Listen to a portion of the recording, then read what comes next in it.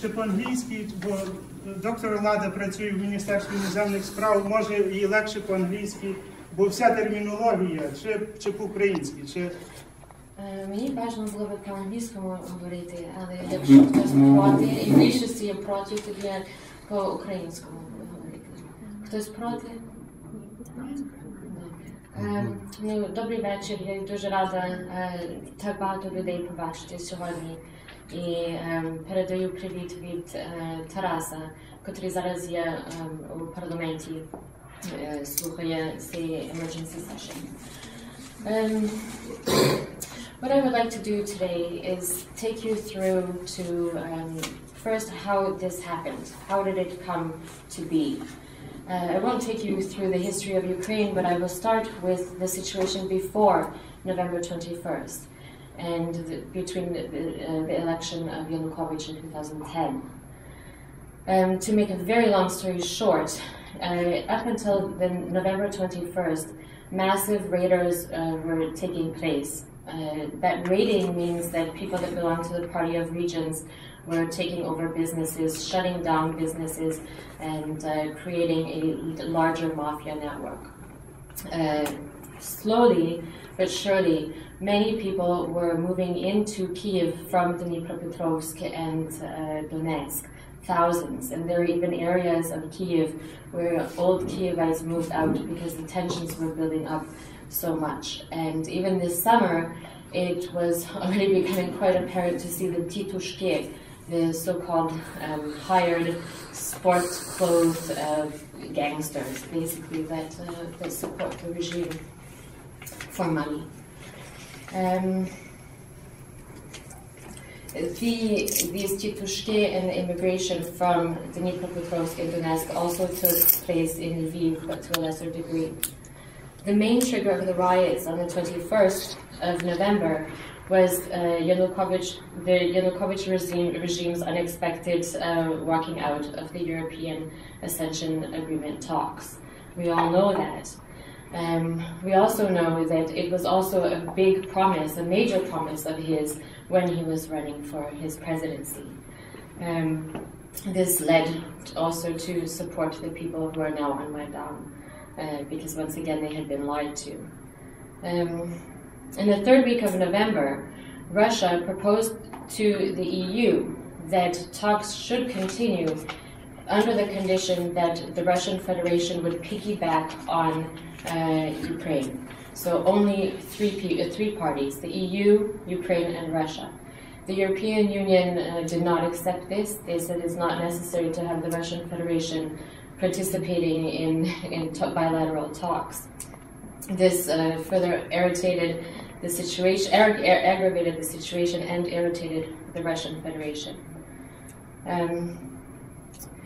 Oppressive laws on January 16th, greatly restricting civil political rights and adopting the foreign agent law, which mirrors the foreign agent law of the Russian Federation. For those of you who aren't familiar with that law, it clearly stipulates that any civil society organization that works on funds from abroad would be categorized as working as a foreign agent, has to register with the government as such, and report. They already have a very strict reporting system, but now they had to report even on a bilateral monthly basis, bi-monthly basis, to inform the government what exactly they were doing as foreign agents with those funds. This greatly restricts, of course, programs developing the economic and socio-political condition in Ukraine towards a democracy. Today, the state of the nation, I would like to take the time and explain to you what is happening in Ukraine right now. The Volyn, Rivne, Lviv, Khmelnytskyi, Ternopilsky, Ivano-Frankivsk, Chernivtsi, Vinnytsia, Chernihivska, and Poltavsky Oblasti have now been taken over by the pro-democratic powers. They have also accepted the National Council, also known as the Narodna Rada. Zakarpattia, Zhytomyr, Kyiv, Kiev Oblast. It's also very important to remember that, or know, that Kiev Oblast is an oblast in itself, but Kiev, the city, and Sevastopol, the city, have a special status inside of Ukraine. And these are important facts to keep in mind because they have added power. And the Sevastopol factor I will come to later. So, continuing, Cherkasska, Kyrvograd, Mykolaiv, Odessa, Kherson, Zaporizhzhia, Dnipropetrovsk, Kharkiv, and Luhansk have had major altercations, fighting, arrests. Some of these oblasts, quite amazingly, have the support of football fans who rather unexpectedly turned to support the pro-democratic forces. In Donetsk and Crimea are the most difficult parts right now, where the party of region has taken complete control and are guarding the governor buildings very severely. What we're seeing now in Ukraine is complete indiscriminate abductions, holding arrests of demonstrators, journalists, women, and elderly people. Today, a 72-year-old man, a very frail 72-year-old man, has been sentenced and found guilty of beating and causing grave harm to a Berkut officer. He has been sentenced primarily for 2 months house arrest. The further sentencing is to be determined. Officially, the numbers really do not match up with the unofficial numbers. I'm in contact with Kiev on a daily basis, and that's probably why I look so bad, because I'm up all night talking to people in government as well as friends. Officially, there are 6 people missing. Wounded on Maidan only, so Maidan powers, there are 1,400 registered wounded people, and on the side of the police, so the officials, 400. Dead. Officially, there are 4 dead people. Sergei Nikoyan, who is an ethnic Armenian, and Mikhailo Zhisnevsky, an ethnic Belarusian. It's very curious that the first 2 victims of the protests are actually not of Ukrainian origin, and this is dangerous as it may spur the cross-border activity of the protests. I will touch on that a little bit later. Also, one of those men was killed with a sniper bullet, which shows that this is actually government work being done. The Ukrainian Maidan people assert that these shootings were committed by either Russian soldiers who are finding themselves on the ground, or Party of Regions assert that it's actually been committed by NATO snipers. And the Ukrainian people say, well, it's actually just probably the regime acting against us. So this gives you an idea of that international element that is playing on the ground. Yuri Verbitsky, a writer and a political activist, was found tortured and frozen to death in a forest near Kiev. And Roman Senik was shot and died. He was 45. Journalists Tanya Chornovil and Igor Lutsenko are probably the most popular figures that are making it into the news. However, over 40 other journalists have been shot or hit by grenade shrapnels. What the Berkut is doing is that they're aiming at their heads. Out of those 40, 36 have been blinded, and 2 have actually lost the eyes. Doctors. Doctors are actually a very serious problem. Doctors are now being abused. Officers from the Ministry of Internal Affairs have been stopping ambulances and removing victims from the ambulances, taking them into the Ministry of Internal Affairs, where they disappear for days. Some of them are still missing, obviously. They're being held in pre-arrest. The exact number of these people is unknown. However, the hospitals are filled, and medical workers are now under duress with death threats because they're not delivering the people. The militia is standing, they want to take out the victims. So what I heard this evening, this scheme probably won't work very long.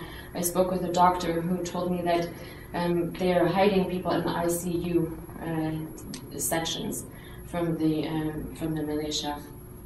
They're afraid. Also, the people on the Maidan have their own medical system set up. The doctors there are under extreme amount of pressure and work in fear of their lives. As a result of the situation that has been caused in the hospitals and the Maidan, private clinics have now opened up their doors and are serving the protesters for free. And so far the private clinics seem to be having a little bit of an easier time. But the doctors are really asking for help because they can't save lives the way they want. Torture, stories of torture and indiscriminate beatings, and particularly the now infamous video of Berkut torturing the naked man, Mikhailo Havriliuk, has already hit the international media. These stories of torture are not limited to him.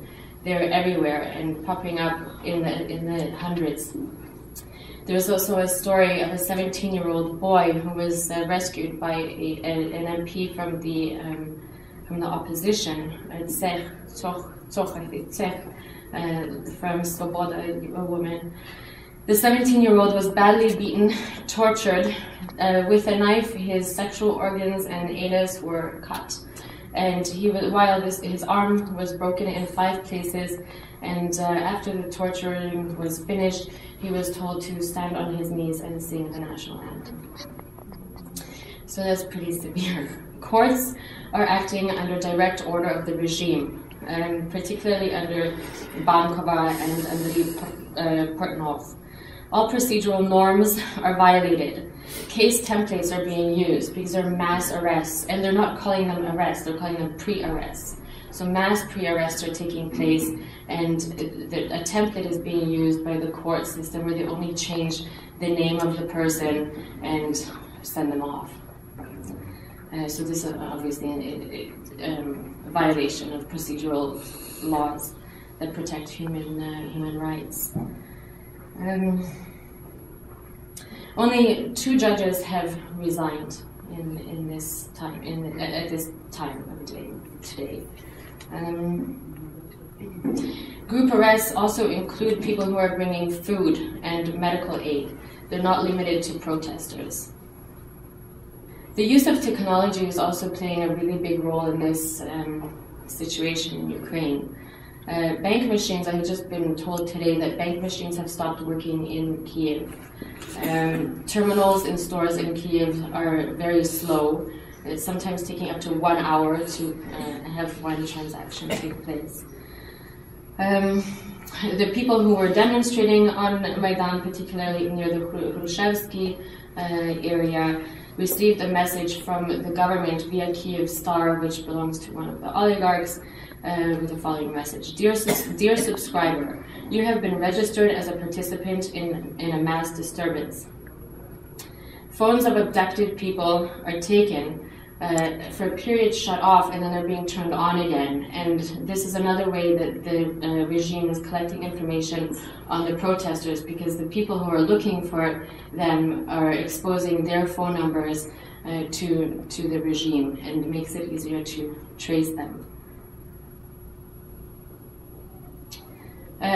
Tomorrow at the Verkhovna Rada will be a pretty interesting day. Officially, we only have 3 points. 1, opening of the session. 2, a session discussing the exit out of the situation. And 3, the closing of the session. However, the discussion is now ringing throughout the halls and in the media that they may be discussing implementing a state of emergency in Ukraine. And a state of emergency, for those of you who aren't familiar with the term, basically means a complete shutdown, where the government, where the regime will close everything down, take complete control, to restore order. The European Union has announced today through Ashton that if there is if they do call for a state of emergency, that the EU will start considering putting sanctions. Kravchuk, Kuchma, and Yushchenko are expected to be in the Verkhovna Rada tomorrow. Both Kravchuk and Kuchma have confirmed. Yushchenko has not confirmed, and this is also spurring a little bit of discontent on Maidan. And Maidan itself is radically geared against the governmental regime, and they're calling for the resignation. They're not interested in any type of talks. Very dangerous thing is that the opposition is quite divided. It always has been, and certain groups on Maidan are actually calling to get rid of the opposition as well, and to start up building a new government force or new party from the people who are actually on the ground and leading the revolt. One of the fallacies that we hear often is this call for elections. A call for elections is not really possible at this time, clearly because you cannot have peaceful elections in a situation such as this one, but also Ukraine is on the verge of default. They don't have enough money to run elections. In fact, if I'm not mistaken, I think February, end of February, it goes into default. I would like to cover some unconfirmed reports with you.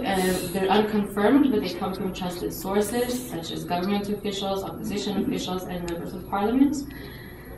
One of the scariest things at this point is that this will continue and cross the borders. In Bulgaria, we've had demonstrations now for 6 months, hundreds of thousands of people demonstrating against abuse of power and corruption.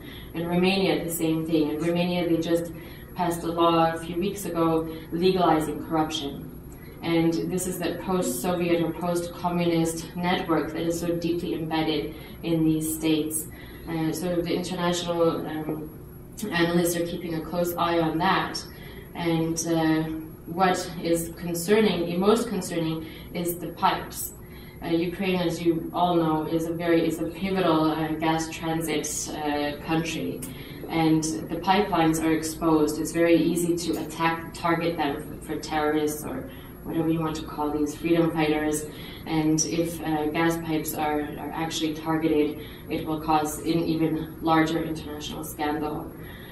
Crimea is a major hotspot because of the Russian Black Sea Fleet primarily, and ever since Ukraine's since 1993-94, when the Russian Black Sea Fleet was being divided, the Russian Federation has been using its presence there to infiltrate with so-called soft power operations, handing out passports. There are estimated 100,000 Russian passports have made their way through Crimea through the counselor's office there. Also, the Russian Black Sea Fleet serves as a landing place for FSB officers and GRU officers. FSB is a form of KGB, and GRU is military intelligence. So reports of Sevastopol and Crimea supporting Russia and actually calling for more independence must really be, people must pay attention to that, because that's a trigger point which will also involve Turkey. The Tatars, as you may know, are pro-democratic. Turkey has a very close relationship with its Islamic and Tatar community there. So it's the place to watch is Crimea. There is an unexpected number of armed forces. What has now turned out, because the Berkut doesn't have as many, I think the official number of Berkutis are about 20,000. So now civilians are being recruited, not only as Titushke, but also as a sort of front army for the Berkut. Claims are that they are being paid anywhere between $100 to $1,000 a day. Titushke, very importantly, are not being arrested. So if you watch footage, the police are not arresting them. They're not taking them away. I've been asked to share something with you which is disturbing. I call on you to consider that this is not confirmed yet. However, there is a morgue near Baptist Ukrainian I believe it's near Baptist, the main cemetery in Kiev, on Orangeria, is morgue number 1, which belongs to the government. It's the main morgue. Many reports are coming through that bodies are actually being taken out of the hospitals and being brought to the morgue, but the bodies aren't being registered, and we have to just wait and see if this is true, how it develops. And I'm working on getting a confirmation from that hopefully tomorrow. The reason I haven't been able to receive a confirmation of it is the forensic pathologists are clearly afraid to share that information publicly. So let's see, I'm almost done. Okay, now let's see what the United States has done, what the EU has done, and what Canada has done. Basically, they've done nothing. Unless you listen to the members of Party of Region, that they say NATO is there, and CIA is there, and Mossad is there. Aliens.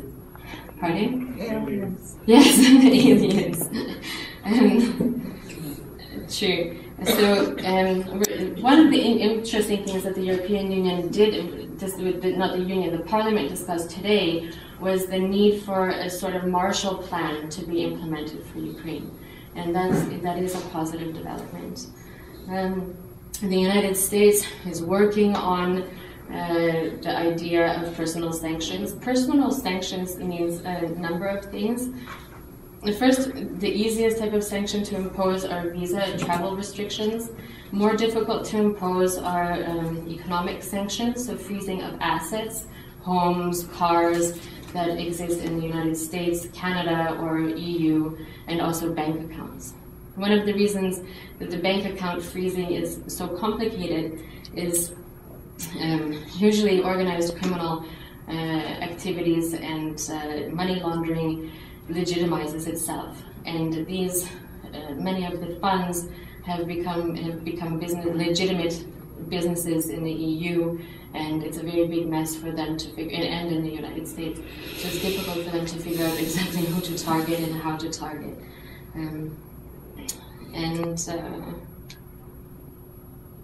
Disturbingly, today, the Ministry of Justice was taken over by a special part of the Maidan grouping called Spilna Sprava. They stormed the building and took it over.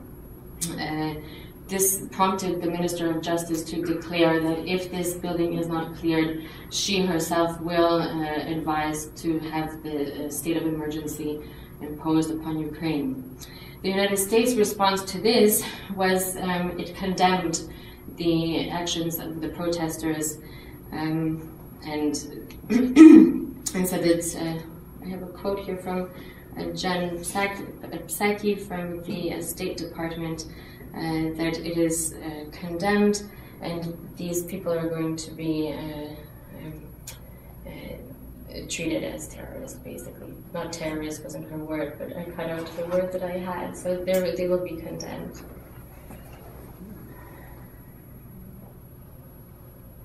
Canada. Finally, Canada is holding an emergency hearing tonight. It started at 6 o'clock and it is scheduled to continue until midnight. It doesn't mean that it will continue until midnight. It is possible to participate and attend. So for those of you who are interested, it's possible.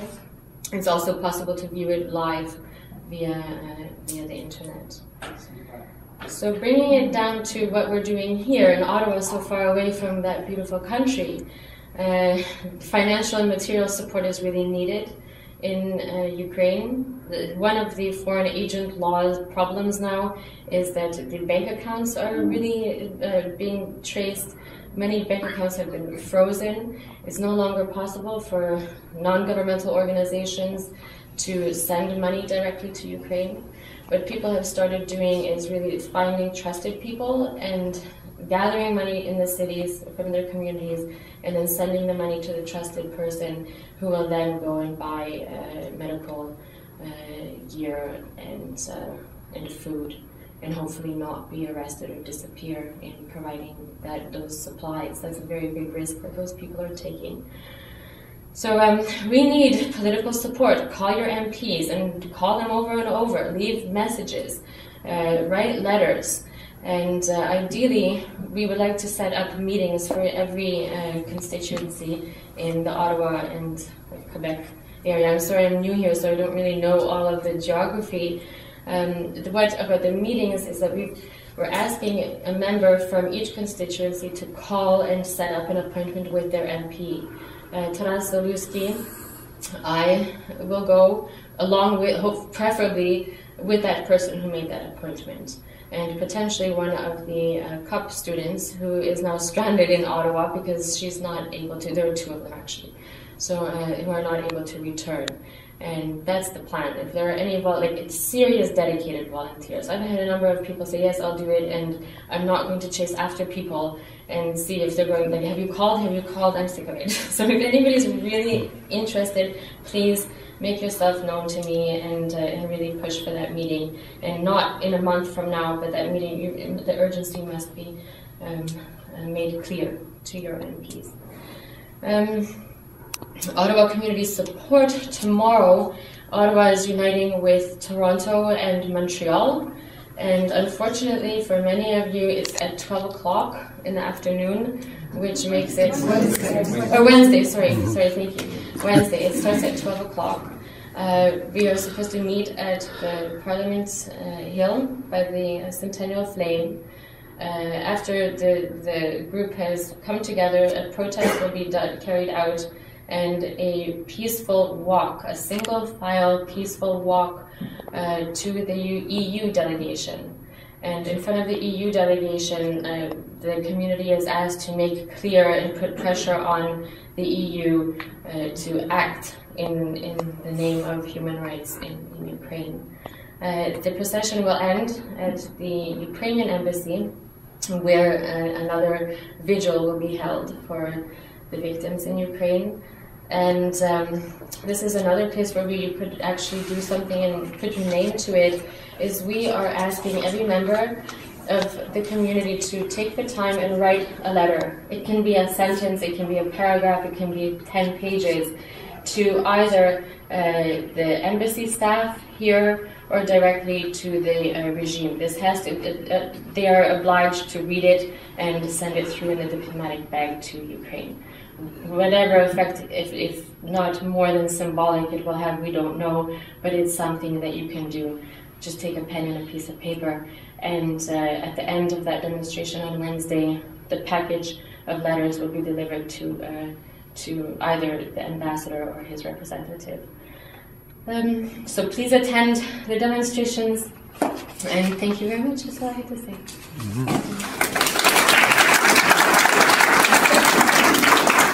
Дякую, пані доктор Ладо. Чи є